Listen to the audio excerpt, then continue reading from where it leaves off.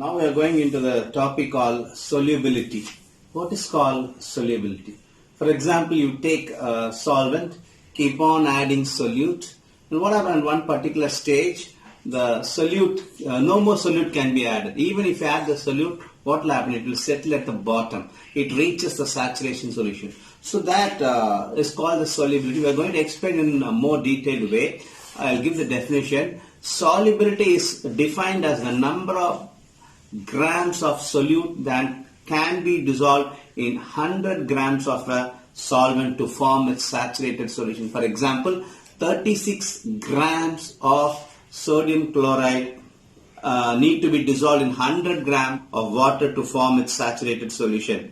Thus, the solubility of sodium chloride in water is 36 grams at 25 degrees Celsius. So, mathematically it can be explained as solubility is equal to mass of the solute divided by mass of the solvent into 100. Yeah, here we see some of the solubility of some common substances in water at 25 degrees Celsius.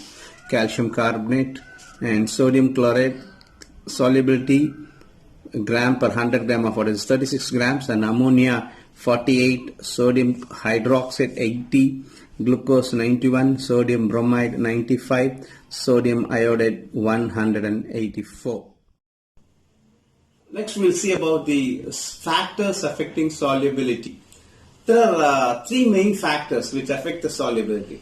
One is the nature of the solute and the solvent. The other one is temperature, and the third one is the pressure. What happens with regarding to nature of the solute and the solvent? If the solute is a polar substance, and the polar substance will dissolve in a polar solvent. For example, many substance, sodium chloride, it gets dissolved in what? In water, polar solvent. There are few substances which are non-polar substances. They will get dissolved in non-polar solvents. A polar substance will not get dissolved in a non-polar solvent, and a non-polar substance will not get dissolved in a polar solvent. So, the solubility depends on the nature of the solute and the solvent. Next one is effect of temperature. What is called the effect of temperature? What does temperature have in solubility? Yes, you can. I'll tell a small example. Have you seen your mother's preparing a coffee? What happens sometimes? She adds sugar to the boiling coffee. What happens to the sugar?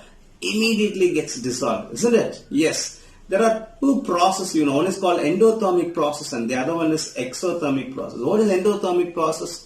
Whenever heat is absorbed, we call it an endothermic process. And what is exothermic process? Whenever heat is evolved, we call it an exothermic process. Here we see that in I was talking about the sugar in the hot coffee. What happens? Sugar dissolves very fast in warm water than in cold water. To be very precise, I can put it this way. In endothermic process, solubility increases with increase in temperature, and in exothermic process, solubility decreases with increase in temperature. Next is solubility of gases in liquids. Have you seen bubbling when water is boiled? What happens to the water? The dissolved oxygen present in the water escapes out. So when you increase the temperature, or when the temperature is raised, what happens? The oxygen escapes and the solubility decreases. But what happens to the cold water? So dissolved oxygen is more in cold water. So aquatic animals, they live in cold regions because the cold water contains more of dissolved oxygen in it. Next is the effect of pressure. This effect of pressure is can be found only when a gas is compressed in a liquid. For example, your carbonated drinks, they do contain the gas present in the liquid. When you increase the pressure of the gas, solubility increases. So when the pressure increases, the solubility increases. When the pressure decreases, solubility also decreases. Concentration of a solution. Concentration of a solution may be defined as the Amount of solute present in a solution or in a solvent. Next, we are going to see about this mass percentage. What is mass percentage? Mass percentage of a solution is defined as the percentage, the mass of the solute present in the solution. Here I have a small formula. So mass percentage is equal to mass of the solute divided by mass of the solute plus mass of the solvent into 100. There's one more formula, volume percentage. What is volume percentage? Volume of the solute divided by volume of the solute plus volume of the solvent into 100. These two formulas we have to apply for solving out few problems. Next we are going to see about hydrated salts and water of crystallization. When ionic substances are dissolved in water, what happens? These ions attract the water molecules and then they attach chemically in a fixed ratio, and that is called that process is called hydration. These ionic substances crystallize out from the saturated aqueous solutions with a definite number of molecules of water. The number of water molecules found in the crystalline substance is called the water of crystallization. Such salts are called hydrated salts. Now I am going to show the few names of the salts in the tabular column. We are going to see right now. Yeah, we just saw about water of crystallization. On heating this hydrated crystalline salts, they lose their water of crystallization and become amorphous. Okay, here we can see the tabular column. Common name, IUPAC name, molecular formula: blue vitriol, copper 2 sulfate pentahydrate, CuSO4.5H2O, Epsom salt, that is magnesium sulfate heptahydrate. So 7 molecules of water is attached. Gypsum, calcium sulfate dihydrate, 2 molecules of water. Green vitriol, iron 2 sulfate, white vitriol, zinc sulfate, and heptahydrate, that is zinc, ZnSO4, and 7 molecules of water is attached to the salts. So few salts we are going to see here. This is copper sulfate pentahydrate, CuSO4 and 5H2O. So here this experiment you can see the copper sulfate is blue in color, and what happens when you heat the salt, the water molecules which are present in the crystal form, they just get evaporated and the salt becomes white. So copper sulfate heating before and after. Before heating it was in blue color, and after heating what happened? The blue color escaped and the salt became a white color.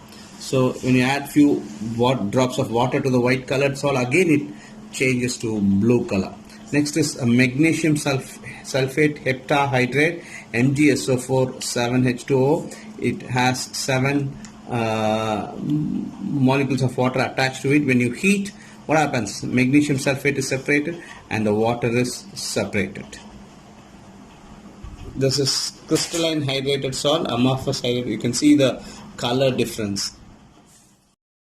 Next is hygroscopy. Certain substances, when exposed to the atmospheric air at ordinary temperature, they absorb moisture but they don't change their physical state. And such substances are called hygroscopic substances, and their property is called as hygroscopy. Next, there are few substances which absorb moisture. They absorb enough water and get completely dissolved. Such substances are called deliquescence substances. This property is called as deliquescence. I'm going to show a few examples of hygroscopic and deliquescent substances. Difference between hygroscopic substances and deliquescent substances. Here is a chart. Hygroscopic substances are used as drying agents. Example concentrated sulfuric acid, phosphorus pentoxide, quicklime, silica gel, anhydrous calcium chloride. And here a few examples are there for deliquescent substance: calcium chloride, caustic soda, caustic potash, and ferric chloride. And here is the difference between hygroscopic and deliquescent substance. You can See the tabular column. When exposed to the atmosphere at ordinary temperature, they absorb moisture and they do not dissolve. And already told to you, here it is given, when exposed to the atmospheric air at ordinary temperature, they absorb moisture and dissolve. Hygroscopic substances do not change its physical state on exposure to air. Deliquescent substance change its physical state on exposure to air. And here, hygroscopic substances may be amorphous solids or liquids, and deliquescent substances are crystalline. So this tabular column, the difference between hygroscopic and substances and deliquescence is very, very important one. You have to learn by heart it.